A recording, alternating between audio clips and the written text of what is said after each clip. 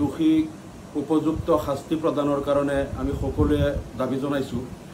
কিন্তু এই ঢিং কাণ্ডটো আমি কেইবাটাও এংগলৰ পৰা চাব লাগিব। তাত আমি দেখিছোঁ যে এইটোক লৈ বহু পক্ষই নিকৃষ্ট ৰাজনীতি কৰাত লাগিছে আৰু এইটো এটা পলিটিকেল মাৰ্কেটিং হিচাপে ইউজ কৰি আছে।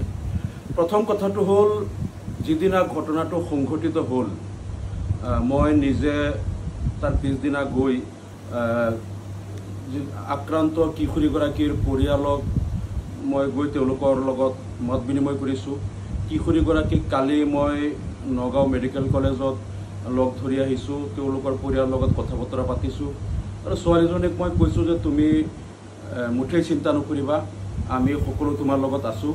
আৰু সমগ্ৰ ঢিং অঞ্চলৰ প্ৰায় 50,000 মানুহ যোৱা দুদিনত তেওঁলোক প্ৰতিবাদত নামিছে, প্ৰতিবাদমুখৰ হৈছে।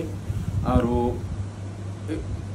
বাকী কথাখিনি ঠিকেই আছিলে, কিন্তু কেইটামান কথা আমাৰ অলপ আপত্তি আছে। সেই কথাবিলাক হ'ল যে এই ঘটনাৰ পিছদিনা যেতিয়া মুখ্যমন্ত্ৰীয়ে ৰাতিপুৱাই এটা বিবৃতি দি দিলে, আৰু মুখ্যমন্ত্ৰীয়ে এনেধৰণৰ বিবৃতি দিলে যেন মুখ্যমন্ত্ৰীয়ে চিনি পায়। তদন্তৰ পূৰ্বেই আৰক্ষী বিভাগে বা আদালতে দোষীক চিনাক্ত কৰাৰ পূৰ্বেই মুখ্যমন্ত্ৰীয়ে দিছপুৰত বহি বহি তেওঁ গোটেই অপৰাধীক চিনাক্ত কৰিলে আৰু এটা জনগোষ্ঠীক টাৰ্গেট কৰি তেওঁ বক্তব্য দিলে। আৰু এতিয়া সমগ্ৰ অসমত যিটো জুই জ্বলি আছে, মুখ্যমন্ত্ৰীয়ে সেই জুই জ্বলাই দিলে আৰু 2026ক টাৰ্গেট কৰি লৈ তেওঁলোকে এটা নিকৃষ্ট ৰাজনীতি আৰম্ভ কৰিলে। এতিয়া ঢিঙত এটা কথা আপোনালোকে চাব, যিদিনা ঘটনাটো হ'ল, পৰিয়ালৰ লোকে তেওঁলোকে কোৱা মতে সন্ধিয়া 6টাৰ পৰা 6:30 মানৰ ভিতৰত ঘটনাটো হৈছে। কিশোৰীগৰাকী যেতিয়া টিউশ্যনৰ পৰা ঘূৰি আহি আছিলে, তেতিয়া 6টা 6:30 জাষ্ট সূৰ্য অস্ত যায় আৰু লাহে লাহে তেতিয়া আন্ধাৰ হ'বলৈ আৰম্ভ কৰে। আৰু য'ত ঘটনাটো হৈছে তাৰ লগত এটা দোকান আছে, দোকানত সেই টাইমতো বহুকেইজন লোক আছিল, দোকানৰ সন্মুখত তাত মানুহ থাকেই। আৰু সেই ঠিক সন্ধিয়া টাইমতো মানুহ আছিল। মই তেওঁলোকৰ লগতো কথা পাতিলোঁ যে কোন কোন আছিল, তেওঁলোকে কি দেখা পাইছিল, তেওঁলোকে একো গম পোৱা নাছিল। একেবাৰে ওচৰতেই দোকানখন। আৰু তাতোকৈ আচৰিত কথা, য'ত ঘটনাটো হৈছে তাৰ একেবাৰে লগত তাত এটা শিৱ মন্দিৰ আছে, সৰু শিৱ মন্দিৰৰ লগত তাত এটা ৰুমত প্ৰত্যেক দিন এই টাইমত কিছু লোকে তাত মদ ভাং খায়। আৰু সেই যিবিলাক উদণ্ড ল'ৰাই তাত মদ ভাং খায়, তাত কেইটামান অসমীয়া হিন্দু ল'ৰাও আছে, মুছলমানো আছে। কিন্তু এতিয়ালৈকে আমি সেই দিনত তাত কিছুমানে মদ ভাং খাই আছিল বুলি প্ৰত্যক্ষদৰ্শীয়ে কৈছে, কিন্তু তেওঁলোকক সোধা পোছাৰ কাৰণেও আৰক্ষীয়ে এতিয়ালৈকে কাকো তেওঁলোকক জিম্মাত নল'লে ৰহস্যজনকভাৱে।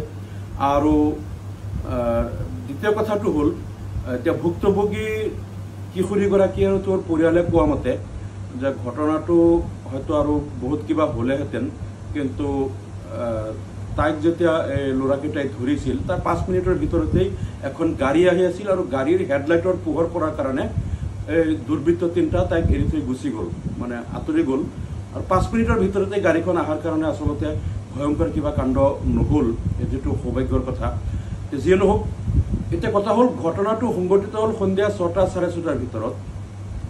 আৰু এইটো তাৰপিছত যেতিয়া কিশোৰীগৰাকীক নগাঁও মেডিকেল কলেজত পঠিওৱা হ'ল, সেইদিনা ৰাতি কেৰালাৰ পৰা এজন লোক পটিয়া চাপৰিৰ এজন ল'ৰা আহিছিল। মই তেওঁৰ বৰ্ডিং পাছটো চাইছোঁ, 7টা 5 বৰ্ডিং টাইম কেলকাতাৰ পৰা।